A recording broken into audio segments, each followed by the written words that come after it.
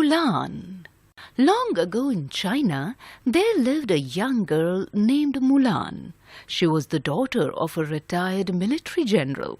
She learnt weaving and embroidery from her mother. Her father taught her archery, horse riding, and how to use a sword. Life was very good in the village. But one morning, Mulan was returning from the market. She saw a crowd of people outside the village meeting place. She went closer and saw the people looking at a poster that said, "Attention all! It is an official order from the emperor. The Huns had invaded China. Each family has to send one man to strengthen the army. No exceptions." Mulan had no elder brother. She worriedly rushed home and said, "Father, you cannot go. You still haven't recovered from the wounds of the last war." "Daughter," father replied, "would you like our family name to be dishonored? I must go." "No, father, I must go instead," Mulan said bravely. "What are you saying, Mulan? You very well know that women did not fight wars," father said. "I am in no way inferior to the boys in the village. You know, I ride better than most of the boys," Mulan insisted. "My child, I'm proud of your skills, but don't be silly," father said, patting her on the head. "You taught me how to handle a sword. I can fight, and you know that," Mulan argued. "I don't want to argue with you anymore. Go and prepare food. I'm leaving in the morning, and I need to eat well tonight."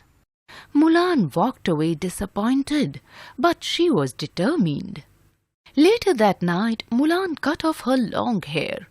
She took her father's armor and slipped out of the house before dawn. Mulan dressed herself like a soldier and joined the men assembled at the military camp. She registered her name for her family. No one realized that Mulan was a girl.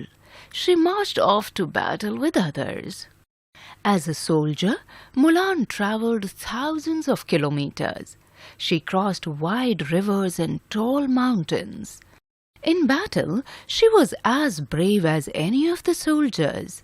She was more skillful with the sword and lance than any of the soldiers.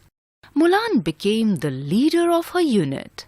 When the war ended, Mulan was awarded many medals.